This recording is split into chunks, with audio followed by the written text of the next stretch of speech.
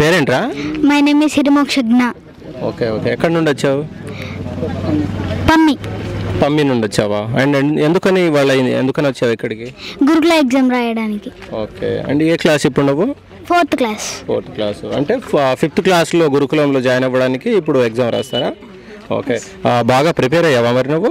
Yes, prepare అయ్యా బాగా. Okay. And ఎలా రాసావు ఎగ్జాము? బాగా రాసావా?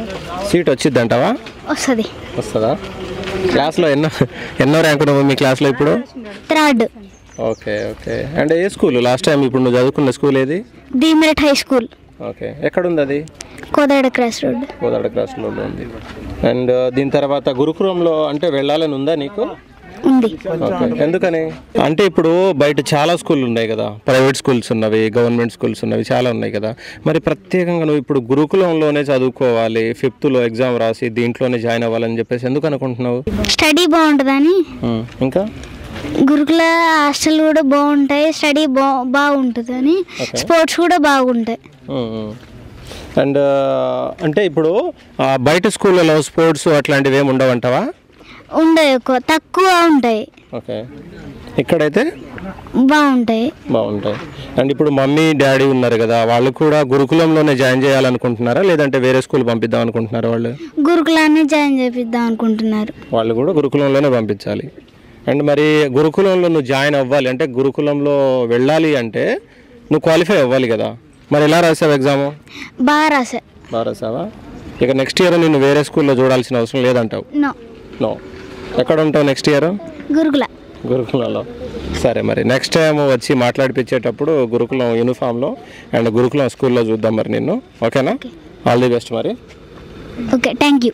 నమస్కారం, నా పేరు శ్రీను. మేము కూసుమి నుంచి వచ్చినాము. వాస్తవంగా చెప్పాలంటే గవర్నమెంట్ ఈ ఎగ్జామ్ కండక్ట్ చేయడం మంచిదే, కానీ పేద బడుగు బలహీన వర్గాలకు సంబంధించినటువంటి ఎగ్జామ్ ఇది. వాళ్ళు కనుక సక్సెస్ అయితే ఈ ఎగ్జామ్ గురుకుల యాక్చువల్గా వచ్చేసి ఇది గురుకుల మైనార్టీ పేద మైనార్టీ కాదు, సారీ, గురుకుల అనేది మంచి గవర్నమెంట్ ఇచ్చినటువంటి కానీ మంచి అవకాశమే. కానీ బాగా ఇక్కడ ఏంటంటే కనీసం వసతి లేకుండా చేయడం అనేది ఒకటే మైనస్ తప్ప ఇదంతా బాగానే ఉంది. వసతి అంటే ఎవరికి? పిల్లలు పేరెంట్స్ బయట ఉండాలి కదా, పిల్లలు లోపల ఉండాలి, పేరెంట్స్ బయట ఉండాలి. అంటే కనీసం కూర్చోడానికి లేదా వాటర్ ఫ్యాకల్టీ ఉంటే బాగుంటుంది అనేది నా కోరిక ఒకటి. సెకండరీ ఇక్కడ మన ఇదేంటి ఎస్బీఐ స్వర్ణభారతి ఖమ్మం జిల్లా ఇక్కడ జరిగినటువంటి ఏంటంటే కనీసము ఇంగిత జ్ఞానం లేకుండా వచ్చినటువంటి ఎవరైతే ఉన్నారో వాళ్ళని గేట్లు తీసి పిల్లల్ని ఇబ్బంది పెట్టినారు, అంతే తప్ప ఇక్కడ ఏం లేదు. అంత బాగుంది, హ్యాపీ. కాకపోతే ఇక్కడ చదివి పిల్లలు ప్రభుత్వ స్కూళ్ళలో చదవాలని నా యొక్క ఎయిమ్. రెండోది, ప్రభుత్వ స్కూల్లో చదివితే మాత్రమే మనం పైకి ఎదగలము. మన గిరిజన సెకండరీ వచ్చేసి ఉపకులాలు ఏది బీసీ ఉపకులాలు కానీ బీసీ కానీ అందరూ సక్సెస్ అవుతారు. రాబో రోజుల్లో పిల్లలకి ఎదగడానికి అవకాశం ఏదైనా ఉందంటే ఈ గురుకులం నుంచే ఉన్నదనేసి నేను మహా కోరుకుంటున్నాను. సెకండ్, ఇక్కడ ఎవరైతే సిబ్బందిని నియమించినారో 1-2 కానిస్టేబుల్ ఇచ్చినారు, కానీ అది కాదు, వాళ్ళు కొంచెం అడ్వాన్స్ అయినారనేసి రూల్స్ కాకుండాను బిహేవియర్ అది బాగాలేదు. అదైతే కొంచెం చూసుకోవాలని చెప్పేసి ప్రభుత్వాన్ని కోరుతున్నాను. రేవంత్ రెడ్డి గారు కోరుతున్నాను. రేవంత్ రెడ్డి గారు నా యొక్క అభిమాని, రేవంత్ రెడ్డి అభిమానిగా నేను మాట్లాడుతున్నాను. దయచేసి రేవంత్ రెడ్డి గారు ప్రభుత్వ పాలన బాగా చేస్తున్నారు, కానీ ఇంకా కొంచెం జరిగినటువంటి ఏదైతే గ్యాప్స్ ఉన్నాయో కొంచెం ఫిల్ చేయాలని చెప్పేసి చదువు పట్ల కొంచెం ఇంకాను చదువు మనకు కావాల్సింది చదువు, వైద్యం లేనిది ఏది లేదు. ఈ ధర్మం నేను చూశాను, మొన్న ప్రయాగ్రాజ్ పోయి వచ్చాను. నేను చూసినటువంటి అక్కడ ఉన్నటువంటి వాతావరణం కానీ ఇక్కడ ఉన్నటువంటి వాతావరణం చూస్తుంటాను. నాకు ప్రయాగ్రాజ్ యూపీలో ఎంపీలో ఉన్నటువంటి ఫ్యాకల్టీ కానీ ఎంపీలో ఉన్నటువంటి వాతావరణం కానీ ఇదే తెలంగాణ ఏర్పాటు చేస్తే తెలంగాణ చాలా డెవలప్ అవుతుంది. తెలంగాణ సీట్ అందించాలి 100%. సెకండరీ కొంత గ్యాప్ అయితే ఉన్నది, ఎవరికైతే మెరిట్ ఉందో వారికి ఇవ్వండి. మన కులాలను చూసుకోవద్దు. లంబడోడా ఇంకో కులం అనేది కాదు, ఎస్సీనా బీసీనా ఓసీనా అనేది కాదు. వాడు రాసిన ఎగ్జామ్కి వాడికి వచ్చిన మార్కులను బట్టి ఇవ్వండి. కాకపోతే కొంచెం ఈ గవర్నమెంట్ అనేది గ్యాప్ ఉన్నది మనం పక్కా చెప్పగలను. అటెంప్ట్ అయిన ప్రతి ఒక్క పిల్లలకి సీట్ ఇవ్వాల్సిందే. మీ పిల్లలు ఎవరు వచ్చారన్నా? మా పిల్లలు వచ్చారు, 2 పిల్లలు వచ్చారు. లేదు లేదు.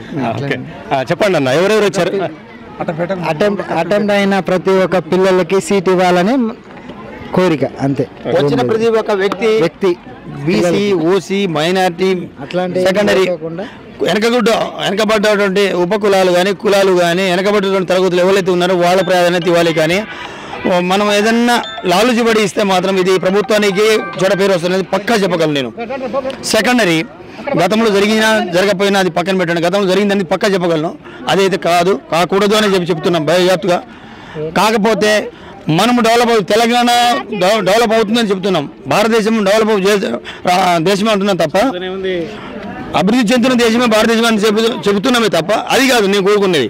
చెందాలి అని కోరుకుంటున్నాను. ఇవాళ ప్రయాగరాజ్ పోయి వచ్చాను, అక్కడ చూడాలి డెవలప్మెంట్ అనేది, అక్కడున్నది ఆర్థిక వ్యవస్థ ఎలాగ బాగుపడాలి, ఏం చేయాలి. దట్ మీన్ నేను అంటున్నానంటే ఉండబోయే నాకు నువ్వు చెప్పుడు కాదు, ప్రభుత్వము సక్సెస్ కావాలి అంటే యూపీ ఎంపీ వెళ్ళాలి. నేను చెప్తున్నాను కదా, యూపీ ఎంపీ వెళ్ళాలి, అక్కడ బాగున్నది. నేను ఇప్పుడు చెప్తున్నాను, ఇంకా ఇంకా ఇంకా డెవలప్ చేయాలని చెప్పేసి తెలంగాణ కనుక ఆ ధోరణిలో చెందాలి. 300 కోట్లు పెడితే 1500 కోట్లు వచ్చినాయి. ఎడ్యుకేషన్ పరంగా చెప్పు, ఎడ్యుకేషన్ విద్య జరిగింది ఈరోజు ఎగ్జామ్ పిల్లలు ఎలా రాశారు, లేకపోతే ఎగ్జామ్ బాగా రాశారు, అంత ఫ్యాకల్టీ బాగానే ఉంది. కాకపోతే నేను కోరుకునేది అంటే